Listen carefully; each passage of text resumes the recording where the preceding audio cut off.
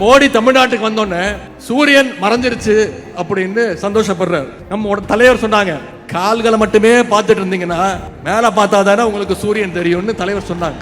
இவ்வளவு நாளா அதிமுக பாஜகவுடைய கிளையா இருந்துச்சு. இன்னைக்கு அதிமுக பாஜகவோட இலையா மாறிடுச்சு. சமீபத்தில் ஒன்றிய அரசு பட்ஜெட் தாக்கல் பண்ணாங்க. வழக்கம் போல தமிழ்நாட்டுக்கு எந்த திட்டத்தையும் தரல. இதுல என்ன கொடுமைனா, ஒன்றிய நிதி அமைச்சர் நிர்மலா சீதாராமன் அவர்கள் பட்ஜெட்டை படிச்சு முடிக்க கூட இல்லை. அதுக்கு முன்னாடியே தமிழ்நாட்டில் இருக்கக்கூடிய எதிர்க்கட்சி தலைவர் திரு எடப்பாடி பழனிசாமி அவர்கள் வாழ்த்து சொல்றாரு. என்ன மிகச்சிறந்த பட்ஜெட், சிறப்பான பட்ஜெட் அப்படின்னு. பட்ஜெட்டே படிச்சு முடிக்கல. நீங்க கேள்விப்பட்டிருப்பீங்க, முரட்டு பக்தர்கள், முரட்டு தொண்டர்கள். ஆனா முரட்டு அடிமை கேள்விப்பட்டிருக்கீங்களா? திரு எடப்பாடி பழனிசாமி அவர்கள் தான் இந்தியாவிலே இப்ப மிகப்பெரிய முரட்டு அடிமை. அது மட்டும் இல்ல, மோடி தமிழ்நாட்டுக்கு வந்தோடனே சூரியன் மறைஞ்சிருச்சு அப்படின்னு சந்தோஷப்படுறாரு. நம்ம தலைவர் சொன்னாங்க, கால்களை மட்டுமே பார்த்துட்டு இருந்தீங்கன்னா மேல பார்த்தா தானே உங்களுக்கு சூரியன் தெரியும்னு தலைவர் சொன்னாங்க. உடனே திரு எடப்பாடி பழனிசாமி அவர்களுக்கு கோவம் வந்துருச்சு. என்ன தெரியுமா சொல்றாரு?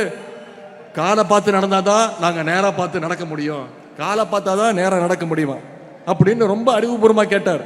திரு எடப்பாடி பழனிசாமி அவர்களே, தலையை நிமிர்ந்து பாதையை பார்த்து நடந்தீங்கன்னா தான், வழியை பார்த்து நடந்தாதான் நேரம் நடக்க முடியும்.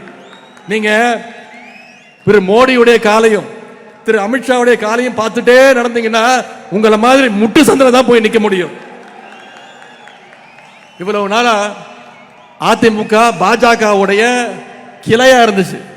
இன்னைக்கு அதிமுக பாஜகவோட இலையா மாறிடுச்சு.